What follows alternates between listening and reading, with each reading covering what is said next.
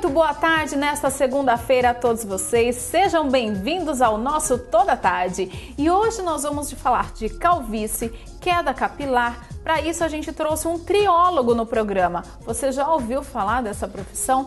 Pois é, nós recebemos um triólogo e ele vai tirar todas as nossas dúvidas sobre esse assunto. Agora, um outro assunto de hoje também que é bem interessante, tenho certeza que você não sabe, as características de uma pessoa bipolar. Você pode achar que sabe, mas, gente, ela deu todas as informações pra gente e eu tenho certeza que vocês vão se surpreender com esta matéria da doutora Mariana Abrão. Tudo isso vai ser nesta segunda-feira, mas a gente começa daqui a pouquinho, logo após o intervalo.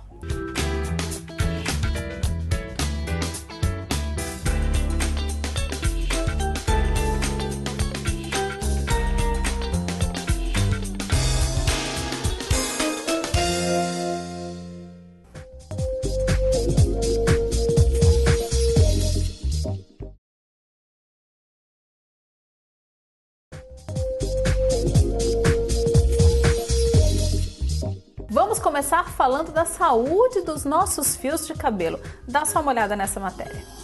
Nós estamos recebendo aqui nos nossos estúdios o empresário e tricólogo Pedro Luiz Barbosa. Tudo bem, Pedro? Tudo ótimo, Tatiana. Tudo bem, prazer em recebê-lo aqui. Mas eu já fiquei com uma pergunta quando você falou tricólogo. O que é um tricólogo? Tricólogo é um especialista em pelos. Tricos do latim pelos, especialista em pelos. Interessante, nunca tinha ouvido falar. Aprendi hoje, tenho certeza que vocês aí de casa também. Agora, nós estamos aqui para falar de um problema comum, mas que tem solução, né? Que é queda de cabelos versus calvície. Qual a diferença? A queda de cabelo que gera a calvície, né, é realmente algo muito comum, tanto em homens como mulheres, em várias faixas etárias, vai dos 10 aos 80 anos.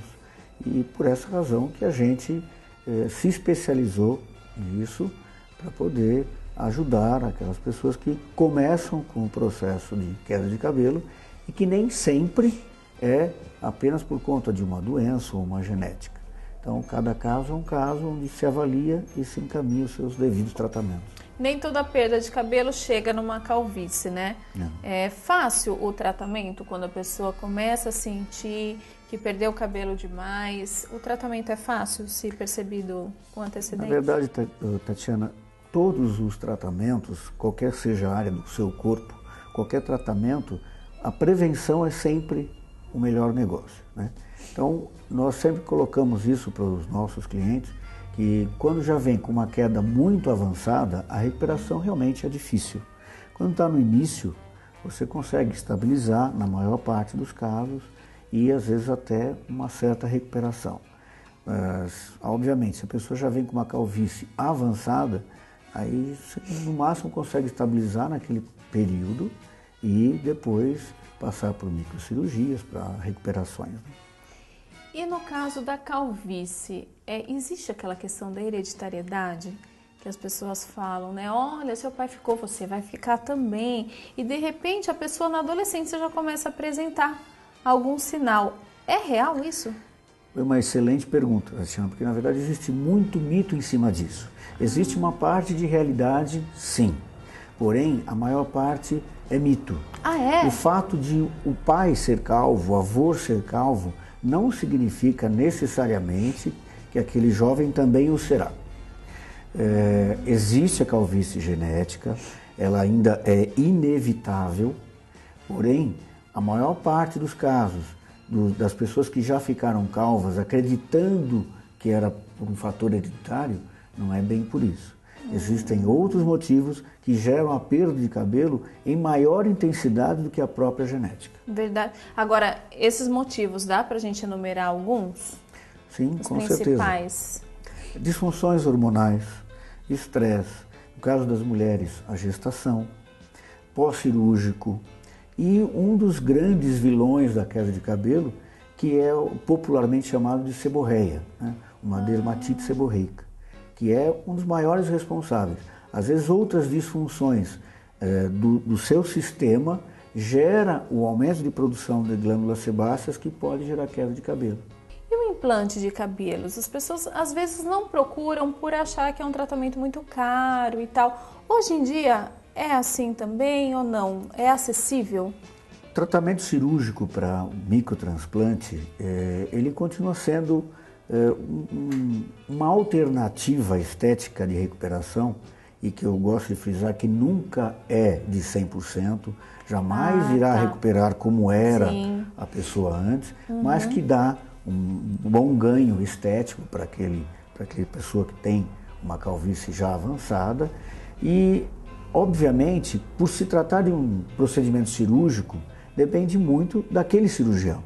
Tem cirurgiões hoje que você consegue ter uma acessibilidade muito grande e outros que são mais famosos ou já estão habituados a cobrar valores altos. Então você tem uma gama grande de valores em relação ao procedimento cirúrgico.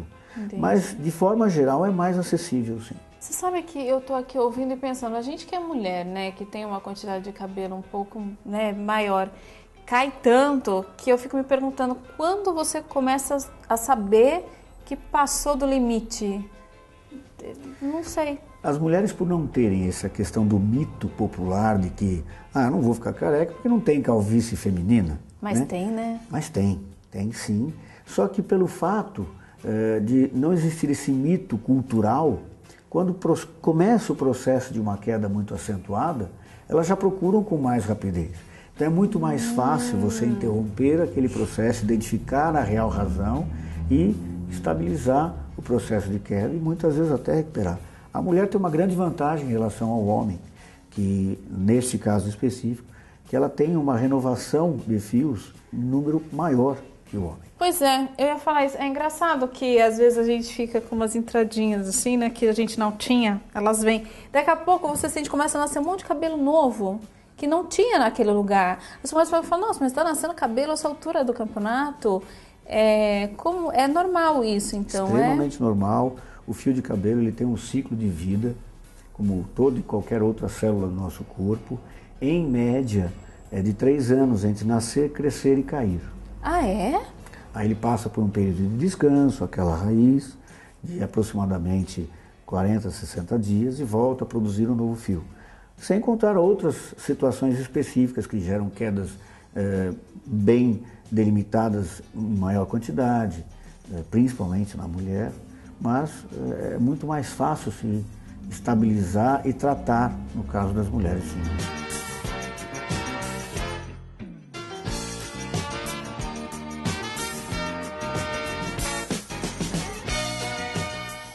Passamos mais de 1/3 das nossas vidas deitados nos nossos colchões. Agora, gente, não é fácil sair comprando colchão. Você precisa de uma loja de credibilidade e que ao invés de vendedores tenham consultores para indicar o melhor colchão para você e para sua família. E na Ortobon vocês encontram tudo isso e com muita variedade. Tem colchões de espuma, colchões de mola com a vantagem da nanotecnologia, nanopartículas que deixam o seu colchão muito mais resistente. Então já sabe, visite o Ortobon ali na Afonso Vergueiro 2714, em breve nova loja e telefone no seu vídeo.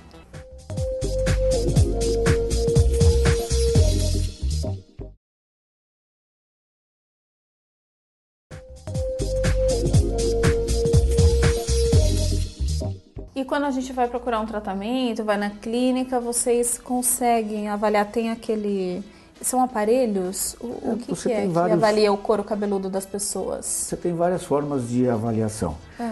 Mas o videoscópio, que é algo muito conhecido, quando você consegue ver numa tela o seu couro cabeludo, muitas vezes aumentado, dá para se identificar aquilo que o especialista está passando para o seu cliente, ele consegue ver também ao mesmo tempo e aí então poder fazer o seu tratamento adequado. Agora, higienização. Achei essa palavra muito interessante porque, assim, as pessoas têm mitos também, né?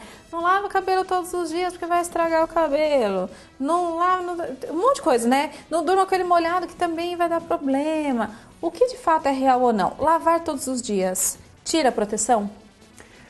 Bom, em regra geral, os cabelos devem ser higienizados diariamente. Tá? Obviamente não antes de dormir, porque realmente pode-se, pelo fato daquela umidade estar abafada, criar um meio de cultura para fungos e bactérias grande E com o tempo, não é uma vez ou outra, né? Com o tempo, a repetição disso pode gerar problemas sim. Entendi. Tá? Agora, em regra geral, lavar todos os dias.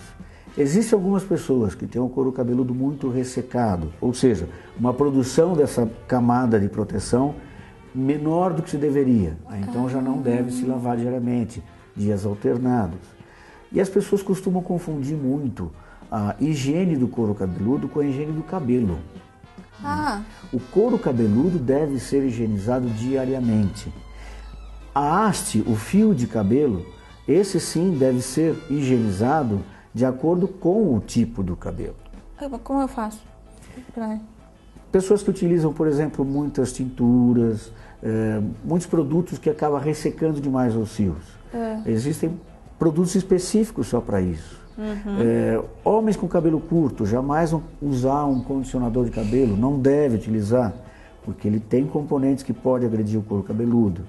Mas o que acontece é que as pessoas vão no produto pelo cheiro, pela indicação, e não pela qualidade e pela função. Pior é quando vai pela embalagem, né? Achei bonitinho. Esse é bonitinho, não cheirosinho. Mulher tem mania disso, né? E para as crianças, tem alguma restrição desses produtos? Eu posso usar produtos de adultos e nos cabelos das crianças, porque eles parecem ser mais sensíveis, mais finos. Ou criança é produto de criança e pronto? Até uma faixa etária deve ser utilizado produtos infantis, sim. Porque, obviamente, as proteções naturais daquele organismo ainda não estão completas, né? A partir dos 8 anos de idade, pode-se utilizar tranquilamente produtos de linha adulta. E a gente sempre indica, preferencialmente, produtos manipulados, né? Que são feitos já com uma quantidade de agressões químicas menor do que aquele industrializado. Não que não existam produtos bons, de forma alguma não é isso que eu quero deixar, que entendam isso. Sim. Existem produtos no mercado excelentes, como tem alguns que deixam a desejar. Né? O produto manipulado, você sempre terá uma certeza maior de que ele vai cumprir a função dele, que é limpar sem agredir. Nossa, e agora no verão, né, eu acho que o cuidado deve ser redobrado, né, com os fios e o couro cabeludo. Quem é homem, nessas horas que já tem algum problema de calvície, se expõe muito ao sol nesses dias de verão, é prejudicial também? Sem dúvida, sem dúvida. Ele resseca mais? Tanto que hoje já existem produtos, tanto para a pele do couro cabeludo, como para o próprio cabelo, com filtro solar. Específico? Específico para isso. Que maravilha, estamos aí evoluindo no mercado. Eu queria agradecer as suas informações, foram muitas dúvidas, né? E eu tenho certeza que o pessoal de casa ainda tem dúvidas, porque a gente vai pensando, vai surgindo, é um assunto bem interessante, eu acho que todo mundo tem que ter conhecimento sobre isso. Então, se você ainda tem alguma dúvida que por acaso a gente não falou, você corra lá na internet agora, põe lá no site toda tarde, .com.br, deixa a sua questão que a gente volta a conversar sobre o tema, ok? Muito obrigada pela sua presença. Eu que agradeço. Espero que você volte. Ok. Centro Terapêutico Araçoiaba. Capacidade para 400 internos. Extensa área verde. Infraestrutura completa para acomodação dos pacientes. Piscinas, salão de jogos e quadra poliesportiva. Centro de saúde com mais de 30 profissionais especializados, além de acomodação VIP para familiares durante a visita. Clínica completa para melhor atendê-lo.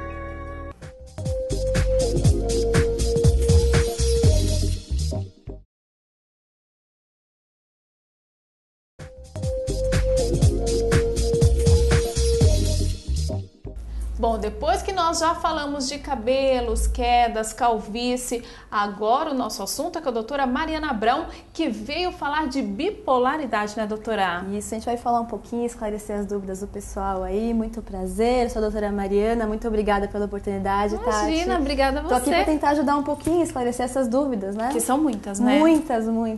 Agora, então, vamos começar pela primeira, que já é básica. O que é bipolaridade? Vamos lá. O transtorno bipolar é uma doença grave, crônica do humor do indivíduo, né? Antigamente ela era conhecida como psicose maníaco-depressiva. Hoje não é mais vista assim, né? A gente considera que é uma oscilação entre depressão e os quadros de euforia, que a gente na psiquiatria chama de mania. O pessoal acha que mania é organização, não. Mania para nós psiquiatras é um excesso de euforia, né? Uma perda da crítica. O transtorno bipolar é a 6ª causa de incapacitação entre todas as outras doenças. Ela é uma doença super grave, ainda muito subdiagnosticada.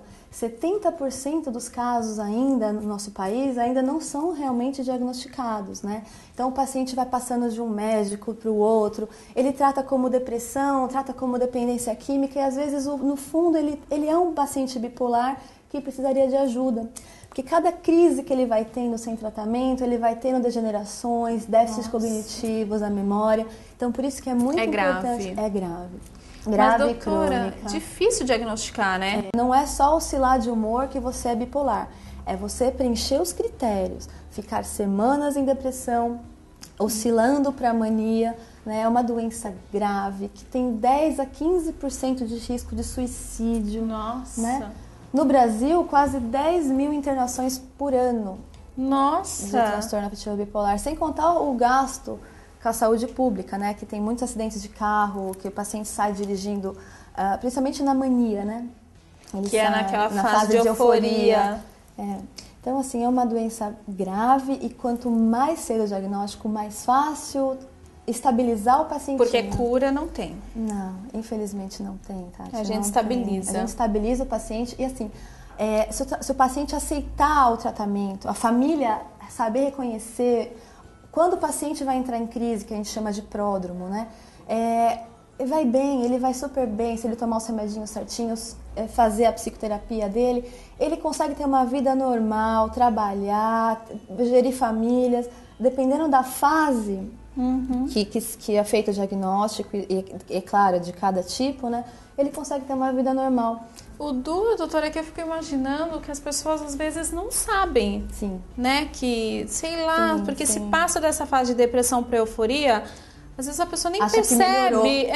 Mas geralmente terceiros percebem, né? É a família que tem que ficar atenta, os amigos que estão observando. Nas crises, geralmente os pacientes bipolares, eles perdem a crítica. Eles não sabem realmente o que estão fazendo, o que está acontecendo. A família que percebe que algo está muito diferente, está muito estranho. Né? Então, aquela paciente que nunca fez nenhuma dívida, que tem um padrão de compras normais, de repente ela faz um investimento sem fundamento nenhum, ou compra muito, estoura o cartão de crédito, mas não ela não vai lembrar assim, eu fui e comprei uma bolsa, não é isso. Ela sai, compra, sem parar, ela sai para festas, ela não precisa de dormir constantemente. A grande característica da mania do paciente bipolar, ele fala assim, doutora, eu tô com muita energia, eu não tô precisando dormir, entendeu? E então, isso a família estranha, fala, não é o normal do meu filho, do meu irmão, e aí geralmente vem nessa fase pra gente, né?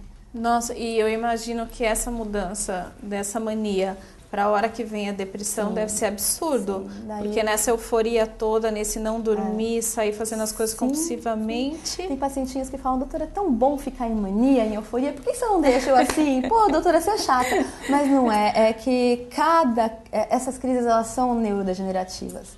Tem déficit. Se fosse bom, eu deixaria assim, os pacientes felizinhos dessa maneira, mas não. Eles se põem em risco, né? E até, desculpa a brincadeira, mas eles se põem muito em risco e têm déficits. Eles têm déficits mesmo de memória, de cognição. E cada vez que fica mais longo né? Tem um dado importante que fala que o paciente bipolar é diagnosticado 10 anos depois da primeira crise. Então, 10 anos com a evolução da doença, a pessoa já tem muito déficit, né? Ou seja, tem perigo de crianças terem a bipolaridade? Sim. Geralmente, igual eu disse anteriormente, é 20 a 30 anos o início dos primeiros episódios, mas tem sim. A psiquiatria infantil trata criancinhas bipolares e tem no idoso também, que é mais difícil às vezes de tratar. Nossa, eu fico imaginando uma pessoa idosa entrar na fase da mania. Sim. Por exemplo, né? Sim. Nossa, deve ser terrível, porque a família, né? Às vezes confunde muito com quadros demenciais, Então... né? Às vezes não sabe, às vezes, coitados dos neurologistas, às vezes a doutora demência, é Alzheimer, e às vezes é um quadro afetivo bipolar que está acontecendo mesmo no idoso, né? É que a origem, pode não ter tido isso manifestado durante a vida, ninguém percebeu.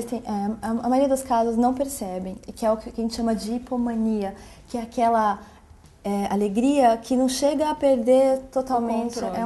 São 4 dias de duração, os sintomas são menos intensos, geralmente não precisa de internação, né? Então, geralmente passa desapercebido. E a família também tem que entender, né, o que é a doença. Sim, a psicoeducação vai muito bem para a família também, né? Acho que os psiquiatras chamam as famílias, né?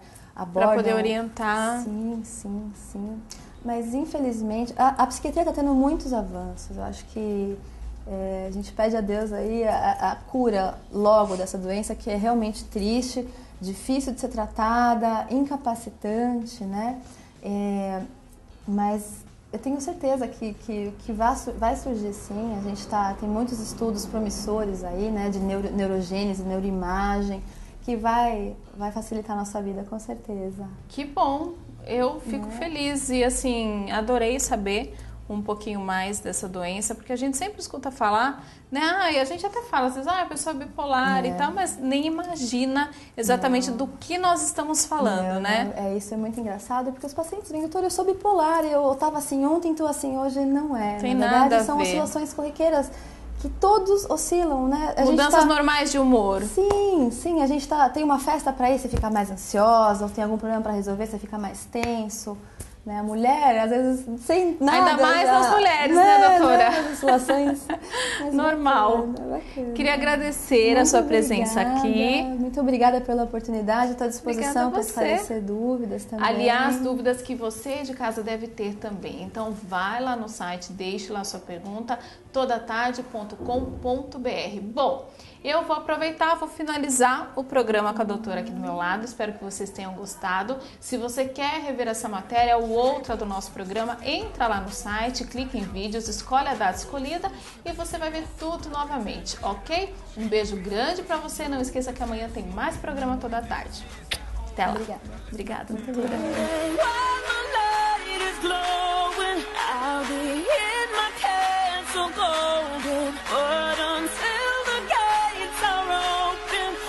Just wanna feel this moment. I just wanna feel this moment. Check out Jams.